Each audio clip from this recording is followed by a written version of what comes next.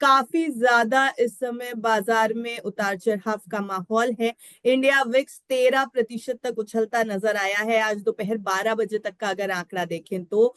फिलहाल निफ्टी 263 अंकों की गिरावट दिखा रहा है, 1% से ज्यादा की गिरावट है। 23,741 अंकों पर कर रहा है ट्रेड। और अगर देखा जाए तो मिड कैप और स्मॉल कैप्स में भी काफी दबाव है, काफी बिकवाली देखने को मिल रही है इस समय। जो ओवरऑल खबरें आई थी बाजार को लेकर के, उनमें एक बड़ी खबर एचएमपीवी वायरस को लेकर के भी है। एक तरफ ये जरूर कहा जा रहा है कि Q3 रिजल्ट्स को देख करके बाजार थोड़ा सा सतर्क है, कॉशियस है। और जो ट्रम्प की प्रेसिडेंसी है उसको लेकर के भी कॉशियस रुख अपनाया हुआ है। वहीं एचएमपीवी जो वायरस चाइना की साइड से आया है, जिसके एक दो केसेस इस समय भारत में भी मिल चुके हैं, उसकी वजह से भी रिपोर्ट्स के मुताबिक भारतीय निवेशक जो है वो थोड़ा सा कॉशियस हो चुके हैं।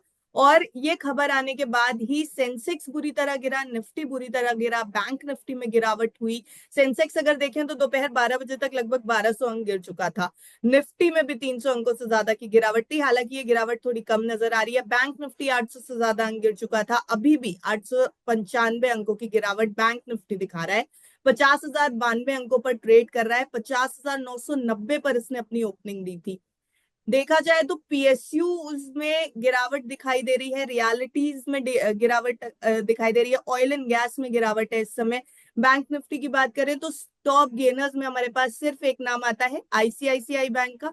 0.26% की सिर्फ बढ़त दिखा रहा है। बैंक ऑफ बड़ौदा 5% से ज्यादा टूटा है। कैनरा बैंक 3% से ज्यादा टूटा है। पीएनबी 3.5% टूटा है। कोटक बैंक 3.25% टूटा है। फेडरल बैंक में 3% से ज्यादा की गिरावट। बैंक निफ्टी ज्यादा दबाव इस समय बाजार पर बनाता दिखाई दे रहा है।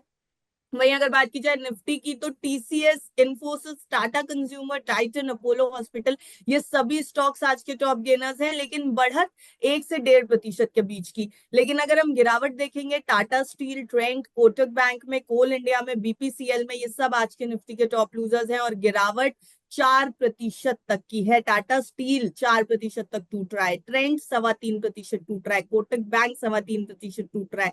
तो फिलहाल आज बाजार थोड़ा सा डरा रहा है, कॉशियस रुख अपना रहा है। लक्ष्मीकांत जी आपके पास आते हैं, क्या है इस समय बाजार का मूड माहौल, और अब ये क्या स्ट्रैटेजिक वाइज क्या कुछ करना चाहिए हमें? आधे से ज्यादा जो मूड है मार्केट का वो आप पहले ही बता चुके हैं कि जो जो रुझान अभी आए हुए हैं उसी हम्म। के हिसाब से मार्केट में आज करेक्शन देखने को मिला है।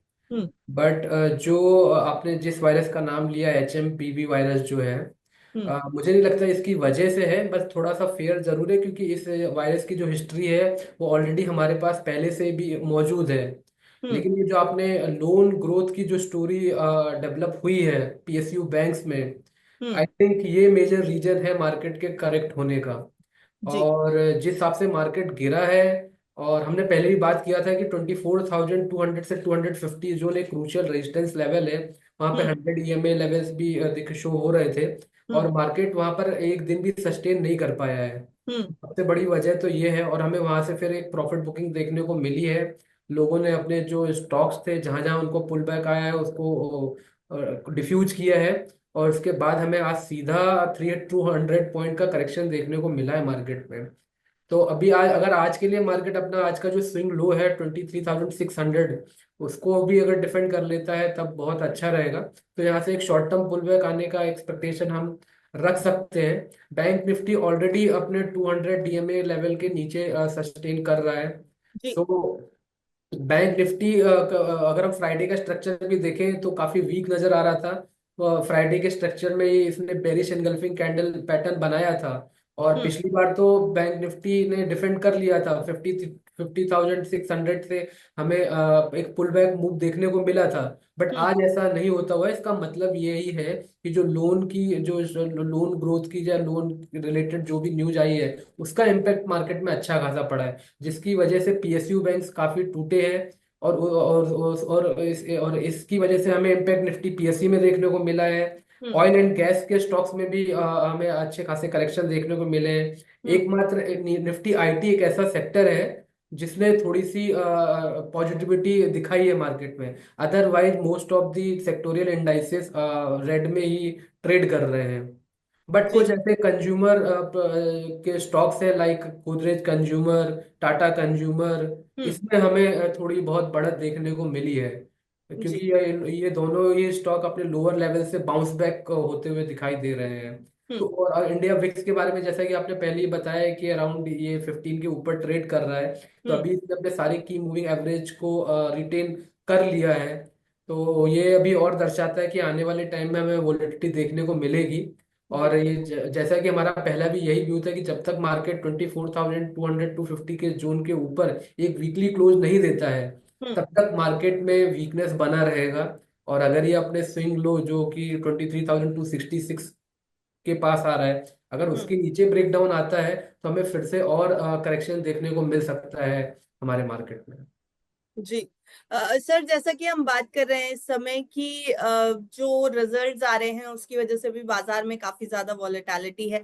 तो एक बैंक है यूनियन बैंक ऑफ इंडिया, जो कि अपना Q3 रिजल्ट देने के बाद बुरी तरह टूटा है। 7 से 8% की गिरावट इस समय यूनियन बैंक ऑफ इंडिया दिखा रहा है। हालांकि ये कहा जा रहा है कि ये जो गिरावट है ये तिमाही नतीजों के बेसिस पर ही हो रही है। रिपोर्ट्स के मुताबिक दिसंबर तिमाही के जो अपडेटेड नतीजे इन्होंने जारी किए वो बहुत ज्यादा कमजोर हैं।